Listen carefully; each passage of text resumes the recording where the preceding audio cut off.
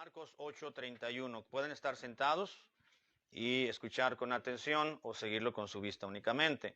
Dice en la Biblia así, versículo 31. Y comenzó a enseñarles que le era necesario al Hijo del Hombre padecer mucho y ser desechado por los ancianos y por los principales sacerdotes y por los escribas y ser muerto y resucitar después de 3 días. Hasta ahí, hermanos, oremos, por favor. Padre amado, gracias por darnos tu presencia durante el día, durante la semana.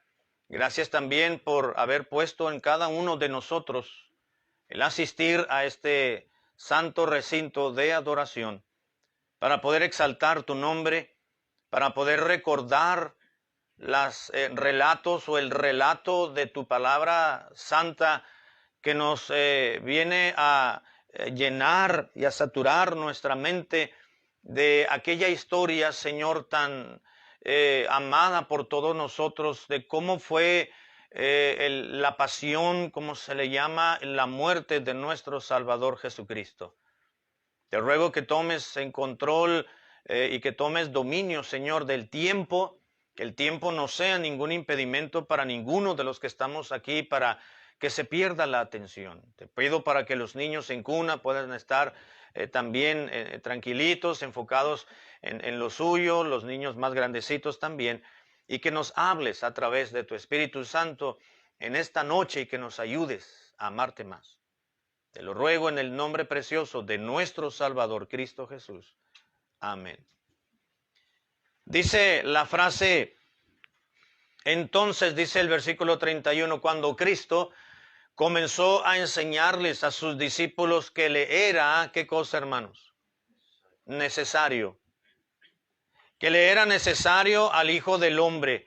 Normalmente el Señor Jesús, cuando se refería a sí mismo delante de sus discípulos, de sus seguidores, Él se llamaba a sí mismo el Hijo del Hombre. En el Antiguo Testamento hay una frase que también se utiliza, Hijo de Hombre, y se refiere a un profeta, pero el propio Señor Jesús se refería a sí mismo con dicho nombre, el Hijo del Hombre. Y dice que comenzó a enseñarles. Él comenzó su ministerio alrededor de sus 30 años y él al comenzar se le conoce como el secreto mesiánico al hecho de que el Señor Jesús en un principio no deseaba que los discípulos propagaran los milagros, las enseñanzas y la autoridad con la cual enseñaba. Les decía, váyanse, pero no digan lo que han visto, pero no digan lo que han escuchado. Y la gente le importaba muy poco. Ya saben cómo somos el ser humano de comunicativos. Sin embargo, dice en la Biblia que llegó un momento en cierto tiempo de ahí en adelante que comenzó a enseñarles que era necesario que el Hijo del Hombre padeciera mucho. La Biblia nos dice, hermanos, y describe lo suficiente de los padecimientos de Cristo. No es necesario que llenemos nuestro corazón y nuestro intelecto o nuestra mentalidad de una película de Hollywood para ver e imaginar, pobrecito, cómo padeció Jesús. No, no necesitamos eso. La palabra de Dios es suficiente al decirnos que el Hijo del Hombre le fue necesario que padeciera mucho y que fuese desechado por los ancianos del pueblo de Israel a quien había venido. La Biblia nos recuerda y dice en el Evangelio de Juan, a lo suyo vino, pero los suyos no le recibieron. Vino al pueblo de Israel, aquel pueblo que Dios había escogido para sí mismo en el Antiguo Testamento, pero como ellos fueron de dura cerviz, de dura frente, pero como ellos no entendieron, como ellos le rechazaron, dice, a lo suyo vino, pero los suyos no le recibieron, mas entonces a todos los que le recibieron, a los que creen en su nombre, entonces Dios les dio potestad de ser hechos hijos de Dios. Si los judíos rechazaron, entonces todo aquel que sí le recibe, entonces tiene la salvación y es considerado parte del pueblo de Dios, ya no del antiguo pacto, sino del nuevo pacto. Y nos dice en la Biblia que era necesario que fuese desechado por los ancianos de Israel. Dice, por los principales sacerdotes y por los escribas y ser muerto. Y luego aclara, y resucitar. Nuestra fe, queridos hermanos y muchachos, no descansa en un profeta, no descansa en un revolucionario, no descansa en un gran hombre, en un gran iniciado. Nuestra fe descansa en uno que murió, que fue sepultado, pero que resucitó al tercer día. Nuestra fe es segura y nuestra fe descansa, es viva porque descansa en el fundador del cristianismo y de la salvación, que es Cristo Jesús, el Cristo resucitado. Gracias a Dios, hermanos, que no sabemos dónde está la tumba de Jesús. No se sabe a ciencia cierta allá en Israel dónde está la tumba. Algunos dicen, pues aquí está. Y algunas religiones se han apropiado de alguna cuevita que dicen ahí, ¿verdad? Y no solamente levantaron una catedral o una capilla de la Natividad, sino que también dicen, esa es la tumba donde fue. No sabemos con certeza, y qué bueno, gracias a Dios. Porque sabemos que creemos en un Cristo resucitado y no en uno que realmente fue sepultado y ahí se quedó su cuerpo. Por cierto, no creemos en ese Cristo que, ¿verdad?, que están en los crucifijos. Eso no es de cristianos. Traer crucifijos no es de cristianos, eso es de la religión. Acá en Estados Unidos es muy común ver las cruces, ¿verdad? Porque es una manera de que se identifica quizás una iglesia o que se identifica el cristianismo. Pero poner monitos y crucifijos, eso no es de Dios. Porque nuestra fe no descansa en ese monito muerto que está allí. Descansa en una tumba vacía. Si acaso los cristianos pudiésemos traer algo, quizás como llavero, como algún dije o como algún anillo, en vez de una cruz, de un crucifijo, deberíamos traer una tumba vacía. Pero no lo podemos traer. A lo que voy, hermanos, es que el Señor Jesucristo les enseñó a sus discípulos que le era necesario morir. ¿Qué es algo necesario, hermano? Ya se predicaba hace algún tiempo atrás. Algo necesario es que forzosa o inevitablemente tiene que ser así o debe de suceder así. Forzosamente o inevitablemente debe ser así. ¿Qué estaba diciendo el Señor Jesucristo? Debo de ser muerto, debo de padecer, debo de ser desechado por los principales líderes religiosos de nuestro propio pueblo. Hablaba el Señor en base a su carne, ¿verdad? En su humanidad. Y dice, y ser muerto, era necesario que Él muriese.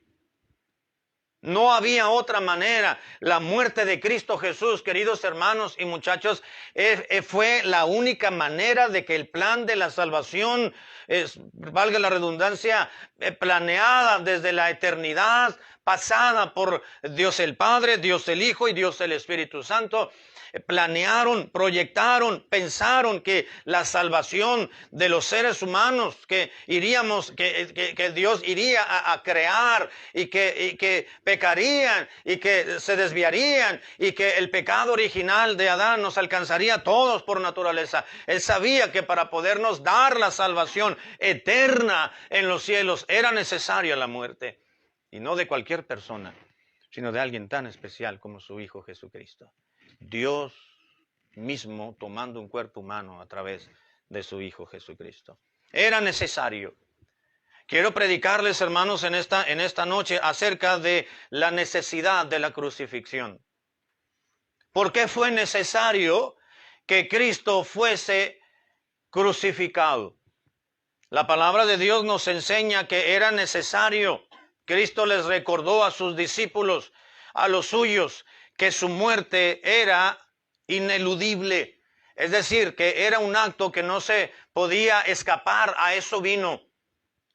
De hecho, cuando el Señor Jesucristo estaba orando en el huerto del Getsemaní, y dice que Él sudaba y su sudor eran como grandes gotas de sangre y sudaba casi agua. Él oró, Señor, si es posible que pase de mí esta copa, pero no se haga mi voluntad sino la tuya. No le estaba pidiendo, Señor, si es posible que no me crucifiquen, que no me maten, porque a eso vino. Él estaba acongojado, hermanos, porque iba a dejar solos a sus discípulos. porque había uno de ellos que le entregaría y que lo traicionaría. Por eso estaba afligido, y a eso se refería. Si es posible que pase esa situación y no tenga yo que afligirme tanto, pero él estaba seguro de lo que había venido. Él no vino, él no estaba sintiendo, él estaba sintiendo en su humanidad el peso del pecado de todo mundo y el peso y la fuerza y la intensidad del plan de la salvación que Él y el Espíritu Santo y el Padre habían planeado en la eternidad pasada. Se estaba consumando el plan de la salvación. Así que en su oración no le pidió, Señor, si es posible que no muera, pues mejor que muera otro. No se refería a eso. Él estaba dispuesto a ello. Y tenía que morir. Tenían que matarlo. Tenían que flagelarlo, tenían que lastimarlo, tenían que padecer, porque Él les dijo a sus discípulos, les comenzó a enseñar que era ineludible, inevitable que el Hijo del Hombre padeciese mucho. Y los relatos de la crucifixión, tanto como de la resurrección de Jesús, lo narran los 4 evangelistas, Mateo, Marcos, Lucas y Juan, dándonos a conocer que si es un evento que se narra y que se repite por lo menos en 4 ocasiones, es algo de lo cual debemos de poner atención. Cuando la Biblia quiere recalcar, enfatizar un tema, lo repite. Cuando el Señor Jesucristo en sus predicaciones quería enfatizar un aspecto importante y un concepto, Él decía, de cierto os digo. Como diciendo, a ver, póngame atención, en verdad les voy a decir una grande sentencia. Así que encontramos en la palabra de Dios, hermanos, que fue inevitable. Era inevitable que Cristo muriera para salvar a muchos, nos dice la Biblia. Y por la abundancia de su gracia, muchos recibirían el don de la justicia, nos dice Pablo en Romanos 5:15. Pero la pregunta es, ¿por qué era necesario que Cristo fuese crucificado?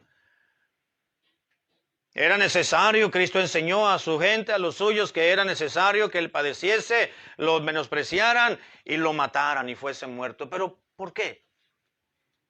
¿Por qué esa necesidad de la crucifixión de Cristo? Bueno, número 1, fue necesario, hermanos, que Cristo fuese crucificado. Número 1, y si entendemos este punto, entendemos todo el mensaje. Porque tenía que morir. Así de sencillo. Porque sin derramamiento de sangre, nos dice la Escritura, no habría perdón de pecados. Cristo debía de morir de una o de otra manera. No podía morir ahogado, no podía morir ahorcado ni asfixiado, no podía morir de un paro al corazón. Debía de morir de manera tal que su sangre fuese expulsada y emitida de su cuerpo. Porque debía de derramar sangre, porque sin derramamiento de sangre, dice la Escritura, no habría remisión de pecados, es decir, perdón de pecados de parte de Dios. Hebreos 9, Hebreos 9, 22 nos dice la Biblia lo siguiente. Hebreos capítulo 9, versículo 22 dice la Biblia así, Hebreos 9, 22, y casi todo es purificado según la ley con sangre. Y sin derramamiento de sangre no se hace remisión. No hay perdón sin derramamiento de sangre. ¿Por qué debía de ser crucificado el Señor Jesús? Porque debía de morir, tenía que morir. Debía de morir, era necesaria su muerte. Efesios capítulo 1, versículo 7, Efesios 1, 7 dice la Escritura así, Efesios 1:7, en quien tenemos redención por su sangre, el perdón de pecados, Jesús, según las riquezas de su gracia. Leí Efesios 1:7. Dice Pablo, en él tenemos redención por medio de su sangre y además el perdón de los pecados. Puedo mencionarles varios versículos, pero por causa del tiempo no lo voy a hacer. Porque era necesario que Cristo fuese crucificado, era necesario que Cristo muriera, hermano, porque sencillamente debía de morir. Tenía que morir, porque a través de su muerte y solamente de su propia muerte del Hijo de Dios, se satisfizo la justicia de Dios el Padre. ¿Recuerdan que en el Antiguo Testamento Dios le encargó a los levitas y a los sacerdotes, a la tribu de Leví, quiero decir, comandados, dirigidos por el sumo sacerdote, los sacerdotes y sus ayudantes que eran los levitas. Y al pueblo, para que el pueblo pudiese acercarse a Dios y pudiese remitir Dios los pecados de ellos o cubrir los pecados de ellos con la sangre de los corderitos y del más perfecto de las ofrendas, que era el holocausto. Debían de acercarse a Dios y debía de haber sangre derramada, y era la manera en que Dios declaró: así es como yo me siento satisfecho que tú me obedezcas de esa manera. Pudo haber sido un toro y había otro tipo de animales que se ofrecían, pudo haber sido un avestruz, pudo haber sido un tejón, pero Dios escogió ese corderito sin mancha, perfecto, como debían de llevarlo de acuerdo al Pentateuco, específicamente el libro de Levítico. Y era una pequeña ceremonia que se hacían, lo degollaban, lo mataban, le quitaban la piel, lo sazonaban con sal y unas cuantas hierbitas y lo ponían en el altar, que era un asador prácticamente.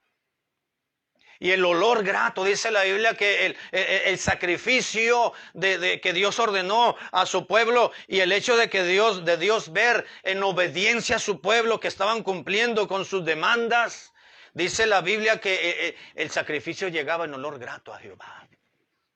Y las demandas de Dios eran satisfechas. Pero cuando Cristo murió, la Biblia dice que Cristo es el Cordero de Dios que quita el pecado del mundo.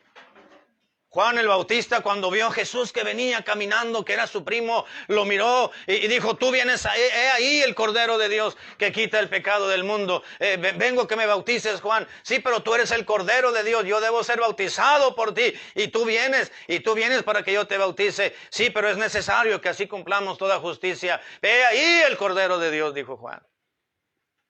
Así que todo lo que se llevó a cabo y Dios declaró en el Antiguo Testamento, en Cristo se cumplieron todas esas profecías.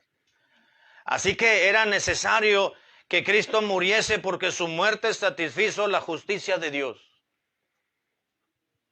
Dios dijo: hay pecado y lo justo es que el pecado sea pagado.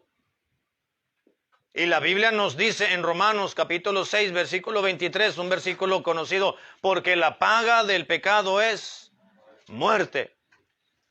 El alma que pecare, esa morirá. Y usted dirá: pastor, pero Cristo nunca pecó. Precisamente, hermano. Eso es lo maravilloso de la salvación, que Cristo no pecó porque Él es Dios. Y se necesitaba un cordero, un inocente, sin mancha como el Señor Jesucristo, para que diese su vida por usted y por mí, para que los requerimientos de Dios que Dios había establecido para su pueblo le satisfacieran a Él. Porque no tenemos un sumo sacerdote que no pueda compadecerse de nuestras debilidades, dice Hebreos, sino uno que fue tentado en todo, pero sin pecado. Él es nuestro Salvador. Pero aunque Él no pecó, dice la Biblia que Él llevó nuestras iniquidades y nuestros pecados en su cuerpo cuando fue crucificado, como si Él hubiese pecado por nosotros, aunque Él no pecó. Solamente Él murió con una muerte vicaria. El vicario de Cristo, hermanos, no es el Papa. El vicario de Dios es el Señor Jesucristo, y el vicario de Cristo es el Espíritu Santo. ¿Sabe lo que quiere decir vicario? Sustituto. Cristo murió en representación nuestra por todos aquellos pecadores que ya estaban muertos, los que vivían y aún los que le habían entregado. Cristo les dijo: Señor Padre, les digo, perdónalos porque no saben lo que hacen. Bien pudo el Señor Jesús, como Dios mismo, abrir las ventanas de los cielos y derramar una lluvia de fuego y de granizo que los descalabrara y que los matara y que fuego cayera del cielo. Pero era necesario que el plan de la salvación se cumpliese a través de la muerte del Hijo de Dios. Dios demandó la muerte por el pecado, porque la paga del pecado es muerte, dice la palabra de Dios. Ezequiel 18:4 y 18:20, no lo vamos a leer, sencillamente se los voy a decir. 18:4 y 18:20, el alma que pecare, esa morirá. Esa era la demanda de Dios: pecas, mueres. Pero Cristo no pecó, pero Él murió por nosotros que somos pecadores. Entonces Dios dijo, a eso te mandé, a que murieras por los pecadores. Tienes que morir. Tienes que morir. Cristo murió por los pecadores para satisfacer las demandas de Dios, aunque Él no hizo pecado. Al que no conoció pecado, por nosotros lo hizo pecado, para que nosotros fuésemos hechos de Dios justicia, dice la palabra de Dios. Era necesario que Cristo muriera. ¿Sabe por qué? Sencillamente porque tenía que morir. Porque el plan de Dios, aunque tenía que morir, aunque humanamente no se entendiera de manera terrenal, tenía que morir. Es necesario que me maltraten, que padezca, dijo Pedro, pero Señor, ¿se acuerdan en un relato, se me está viniendo a la mente ahora mismo, pero muy vagamente, donde dijo, vamos a Jerusalén? Le dijeron, Señor, pero te van a matar, te están esperando para matarte. Y dijo Pedro, pues yo voy con él. Me parece que Tomás, otro discípulo, dijo, pues vámonos para que nos maten igual que él. Y ahí se van. Sabían que lo iban a matar, sabían que iba a padecer. Era necesario que padeciese. Pero, hermanos, Pedro fue reprendido por el Señor Jesús cuando quiso interponerse en el plan divino de la salvación y no permitir que Jesús muriera. Pues yo no voy a permitir que nadie te ponga un dedo encima. Maestro, y Pedro siempre andaba de atrevido y de acelerado, si me permite la expresión coloquial. Impulsivo, atrevido. No, era el que actuaba y después pensaba. Dice Salomón, lazo le es al hombre hacer o hablar y luego reflexionar. Y el Señor Jesucristo le tuvo que decir a Pedro, Pedro, quítate delante de mí, Satanás. ¿Cómo que no voy a...? Mira, hermano, el diablo no quería que Cristo muriera. El diablo hizo todo lo posible para que el Hijo de Dios no muriera, porque sabía que al morir estaría ofreciendo eterna y verdadera salvación a todo aquel que cree. Y al mismo tiempo, dice la Biblia que Satanás se posesionó de Judas para poderle entregar. Pero el diablo no sabía todo lo que conllevaría la muerte del Señor Jesucristo. Tenía una idea. Porque el diablo no es omnisciente. No sabe todas las cosas, solamente Dios. Miren lo que dice la Biblia en Mateo capítulo 16, versículo 21. Mateo 16, 21. Es el relato que les acabo de mencionar, donde Jesús le dijo, Pedro, hazte a un lado porque me tienen que matar, tengo que ir, tengo que padecer. Mateo capítulo 16, versículo 21. Dice el relato de Mateo, desde entonces comenzó Jesús a declarar a sus discípulos que le era necesario ir a Jerusalén y padecer mucho de los ancianos, de los principales sacerdotes y de los escribas, y ser muerto y resucitar al tercer día. Comenzó a enseñarles. Entonces, versículo 22, entonces Pedro, tomándolo aparte, comenzó a reconvenirle diciendo, Señor, ten compasión de ti, en ninguna manera esto te acontezca, le dijo Pedro. Pero él, Jesús, volviéndose, le dijo a Pedro, quítate de delante de mí, Satanás. Dice, me eres tropiezo porque no pones la mira en las cosas de Dios, sino en las de los hombres. ¿Se da cuenta, hermano? Estaba Jesucristo ahí con sus discípulos en algún lugar, quizás los llevó aparte para descansar, porque no tenían mucho tiempo para eso. Y les comenzó a enseñar, voy a ir a Jerusalén. Y allí en Jerusalén va a pasar esto, y esto, y esto. Y me van a matar. Pero aunque me van a matar, yo voy a resucitar el tercer día. Y Pedro se rascó la cabeza y dijo, ¿cómo van a matar al maestro? Y dice Mateo que le dijo, Jesús, ven, maestro, quiero hablar contigo aparte.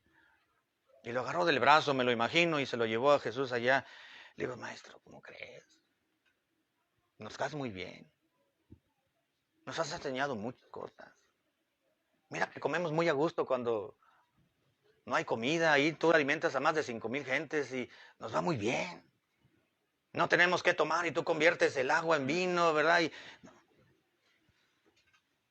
Vamos en la barca y no pescamos nada y llegas tú y todo se arregla.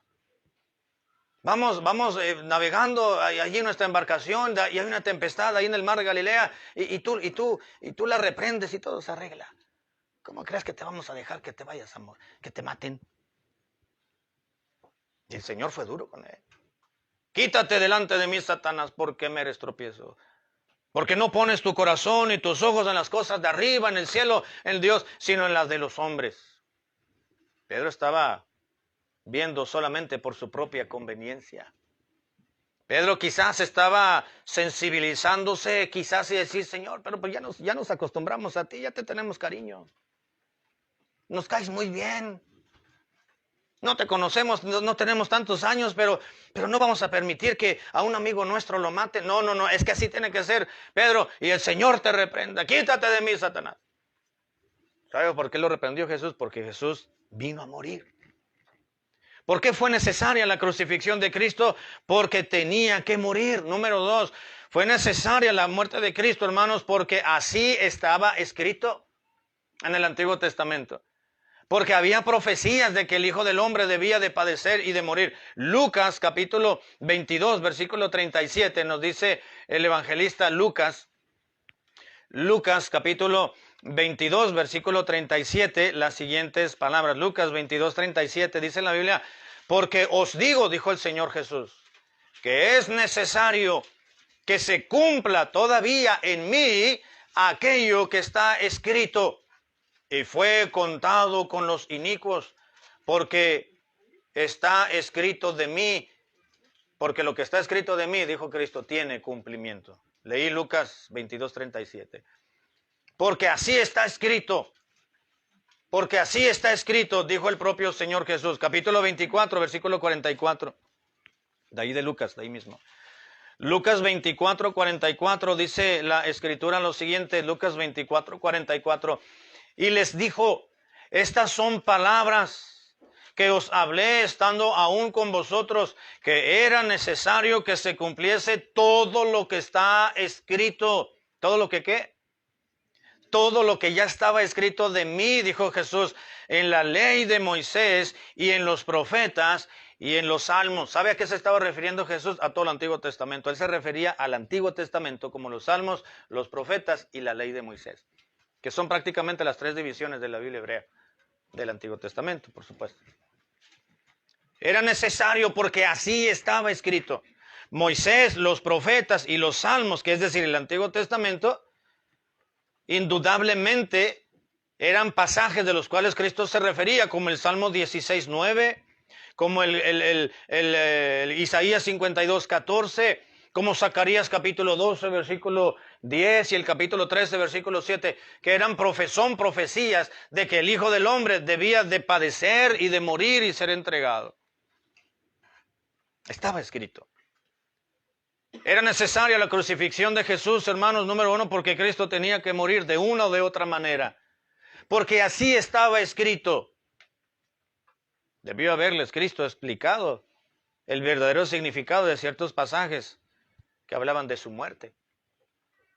Porque los discípulos eran como nosotros, que no entendemos la cabalidad, todas las enseñanzas bíblicas. Y en ocasiones los discípulos decían, Señor, explícanos aparte, porque no le entendimos lo que quisiste decir. Entre una de ellas fue la parábola del sembrador, ¿recuerdan? El sembrador salió a sembrar y parte de la semilla cayó,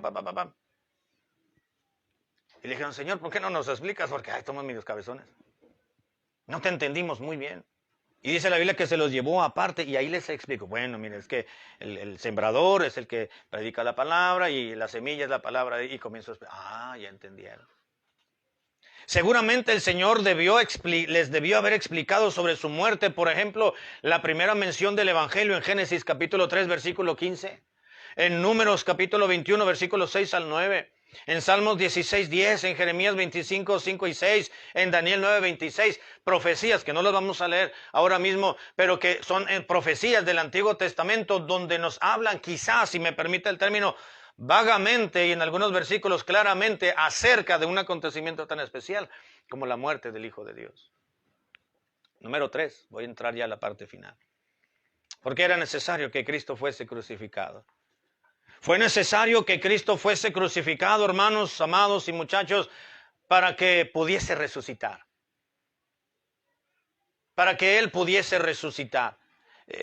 Por obviedad, hermanos, es necesario, es decir, es necesario, esto es algo obvio y natural, ¿verdad? Es necesario que una persona muera para que pueda resucitar, pero no es algo muy común. La Biblia nos habla solamente de unos 3 o 4 personajes que fueron resucitados, pero volvieron a morir. La Biblia nos habla, el apóstol Pablo dice que el Señor Jesucristo es las primicias de los que durmieron.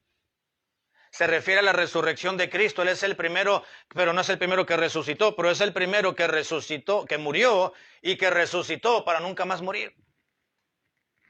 Y los demás, bueno, vendrán a sus diferentes tiempos, porque la Biblia nos habla de 6 o 7 tiempos o de 7 resurrecciones diferentes en el futuro.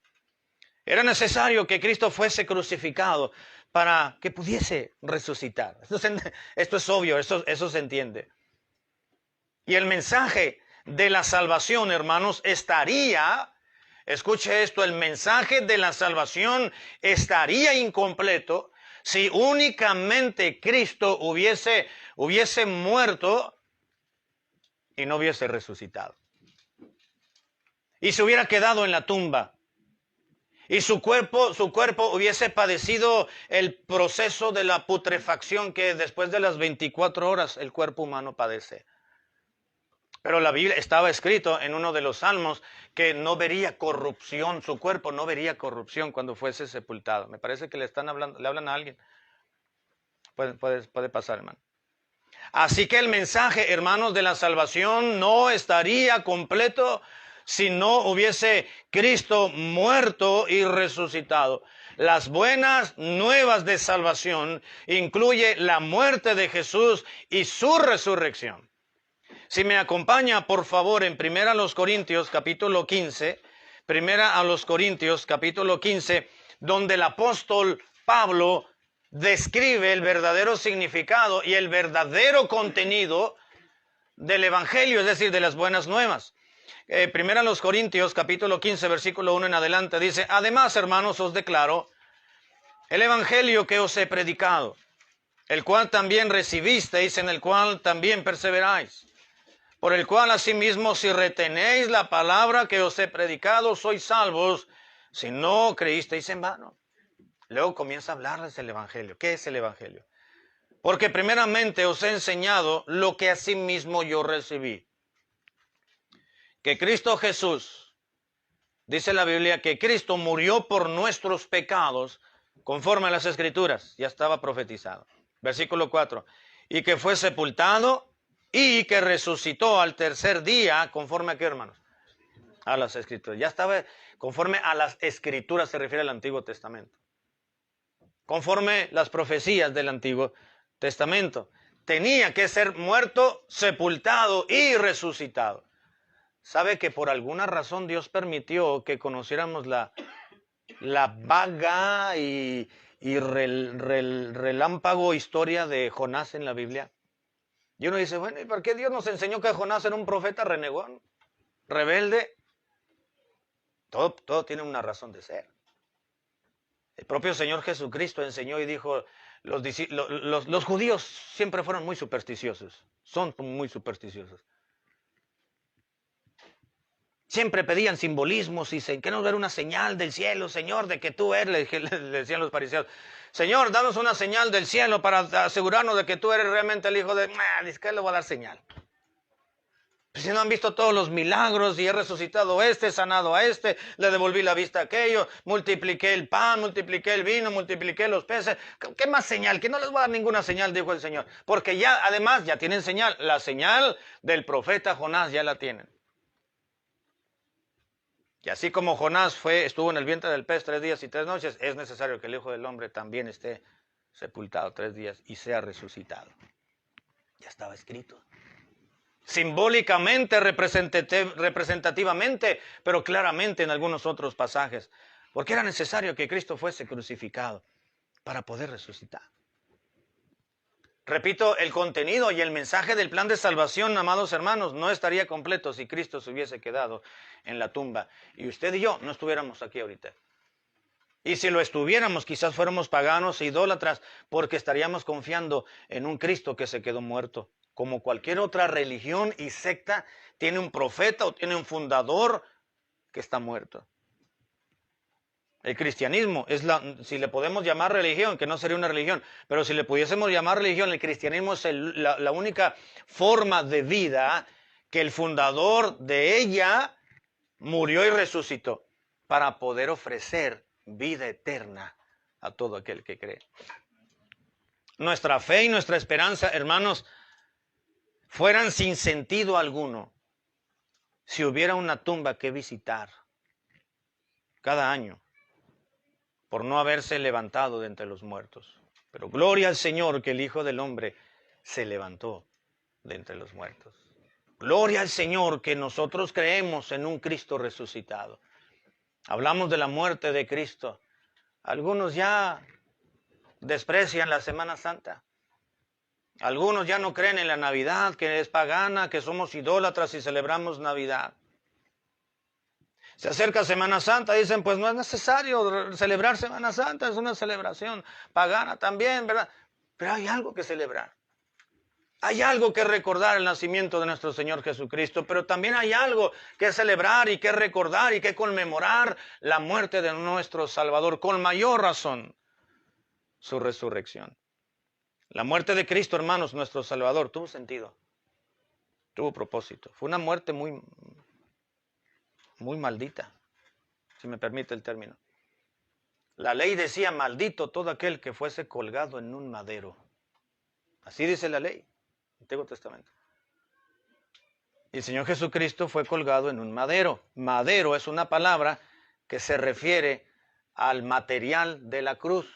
Porque los testigos de Jehová dicen, ustedes están mal, porque ustedes dicen que Cristo murió en una cruz, pero fue en un madero. No, es que la palabra madero habla del material de la cruz. Finalmente no importa si fue en un madero o fue en una cruz, ¿verdad? Lo que importa es cómo murió y lo que sucedió. Cómo su cuerpo fue lastimado y dañado y padeció. Así que tuvo sentido la muerte de Cristo, hermano. Todo lo que Él padeció lo hizo por usted y lo hizo por mí. ¿Ha pensado en eso? ¿Ha pensado en lo que Cristo... Mire, no le estoy hablando, si usted ya vio una película de la muerte de Cristo, ay, mire qué feo. Todo eso es dramatización. Y hasta amarillismo. Creo que es suficiente con lo que Dios quiso enseñarnos y revelarnos de lo que Cristo padeció en la Biblia. No necesitamos irnos a un cine y cerrar un culto a la iglesia para irnos a ver la película de Mel Gibson que hizo hace muchos años de La Pasión. Muchas iglesias cerraron para ir. No era necesario. No era necesario. Además, está mal hecha esa película. Sin embargo, hermanos, la Biblia nos describe todo lo que Cristo padeció.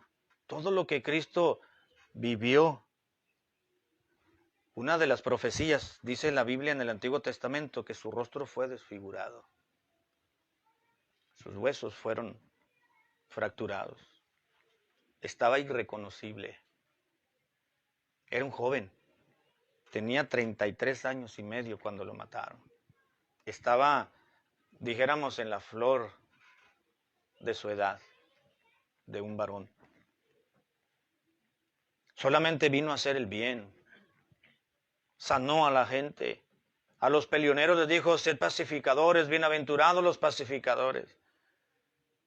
A los religiosos les dijo que no valía la pena la religión, que se acercaran al Dios verdadero. Defendió a la viuda, al huérfano, ayudó al necesitado, alimentó a los que no tenían la alimentación segura y sobre todo vino a dar su vida por todos nosotros. Hay un himno que dice, si todo yo sufrí por ti, ¿qué sufres tú por mí? La pregunta que quiero que se quede en su mente, hermanos, y en la mía es, si Cristo hizo todo por nosotros, la pregunta es, ¿qué estamos dispuestos nosotros a hacer por el Señor? ¿Le parece a usted poco que el Señor, que Dios nos exija que vivamos una vida santa y piadosa? ¿Le parece poco a usted que Dios nos demande en su palabra y que use de su derecho de exigirnos cómo debemos de comportarnos y cómo debemos de vivir y cómo debemos de hacer, agradándole a Él en todo? ¿Le parece poco? Si todo lo que Cristo hizo por usted y por mí, dio su propia vida, ¿por qué no estamos dispuestos a obedecerle y vivir una vida agradable bajo la palabra de Dios como Dios lo demanda? Deberíamos de tomar más en serio, hermanos amados, la palabra de Dios. Y deberíamos de apreciar más y de tener más afecto por ese amor que Cristo ha tenido por nosotros de hace más de 2000 años. Que Cristo tomó un cuerpo como el tuyo y el mío. Ahora tiene un cuerpo transformado. Pero deberíamos de amarle más al Señor Jesús. Cuando alguien hace algo por usted, o por mí, o por nosotros, o por cualquier persona, apreciamos a esa persona. Le apreciamos. Y estaríamos dispuestos quizás a ayudarle y devolverle el favor en algún momento, en otra oportunidad. ¿Por qué con Dios no? Si Él dio su vida. Si Dios nos pide que leamos la Biblia, debemos de leerla. Alguien dirá, pastor, es que yo no sé leer o sé leer muy poquito. Bueno, hay aplicaciones. O que alguien nos lea. Un día les daba un folleto a un señor. Me dice, no, tíralo, dice, no me lo des, yo no sé leer. Le digo, pero ¿vive alguien, vive solo? No, vivo con mi familia. Le digo, ¿su esposa sabe leer? Sí. ¿Sus hijos también? Pues que se lo lean. ¿Qué tal si la única oportunidad que Dios le da para que lea ese folleto y los versículos de la Biblia para que usted sea salvo y usted no lo lee nada más porque dice que no sabe leer? O porque no puede, o porque no puede ver porque ya perdió la vista, o porque no. ¿Sí me doy a entender, hermano? Si Dios nos ha dado nuestras facultades, ¿por qué no las usamos para gloria de Él? Si Dios nos ha dado todo en Cristo Jesús, ¿por qué no damos todo nosotros por Él? No estoy diciendo que nos vayamos de misioneros, se haga pastor, estoy diciendo que vivamos para Cristo con toda nuestra alma. Sí, hay que ir a trabajar y cumplir nuestros compromisos terrenales, pero tenemos un mayor compromiso con nuestro Dios. Sí, tenemos que estudiar, los muchachos tienen que estudiar y es su compromiso que tienen con sus padres y con la escuela, pero también Dios tiene que ser primero en sus vidas. Sí, tenemos muchos compromisos terrenales y tenemos que ser responsables en cuanto a ellos, pero le debemos más a nuestro Señor Jesucristo. La intención y el motivo y mi oración con esta predicación, queridos hermanos y jóvenes, es que pensemos y reflexionemos sobre lo que estamos ofreciéndole a nuestro Salvador Jesucristo. Todo lo que hizo por nosotros. ¿Y nosotros qué estamos haciendo por Él? ¿Qué estamos haciendo por Él? Que Dios nos ayude, hermanos, a ser analíticos y reflexivos y podamos corregir lo que estamos haciendo mal. Que podamos tomar en serio, como le dijo el Señor Jesús a Pedro, Pedro, hazte un lado, Satanás, porque estás poniendo tu mira, tu corazón en las cosas de los hombres, las terrenales, y no en las de Dios. ¿Cuántas veces, pienso yo, hermano, para terminar, cuántas veces Dios ha tenido que reprendernos desde el cielo de esa manera, pero no hemos escuchado su voz? Porque hemos puesto las cosas en lo terrenal, en lo pasajero, en lo perenne, y a Dios lo dejamos en segundo plano. Días como estos, amados hermanos y muchachos, deben de hacernos pensar y reflexionar y deben de hacernos acercarnos más a Dios. Amén. Que Dios nos ayude, que Dios nos dé un corazón sencillo y humilde para recibir su palabra. Vamos a orar. Padre Celestial, gracias te damos en esta noche. Gracias te damos por el amor que has tenido para con todos nosotros al haberte despojado de tu propio Hijo Jesucristo, de tu único Hijo, el unigénito Hijo de Dios, dice Juan, y él haberse despojado de toda su gloria que tenía en el cielo, sometiéndose a ti. Dice la Biblia que se despojó a sí mismo tomando forma de siervo, hecho semejante a los hombres, y en esa condición de hombre se humilló a sí mismo y fue a la muerte, y muerte de cruz, para que todo aquel que en él cree no se pierda, mas tenga vida eterna. Te damos gracias, Señor amado, por haber muerto por nosotros. ¿Qué más podemos decirte sino gracias? Pero estamos comprometidos. Pablo decía, estamos en deuda. ¿Qué podemos ofrecerte? ¿qué podemos decirte? ¿Qué podemos darte? Primero, gracias por la salvación que nos has dado.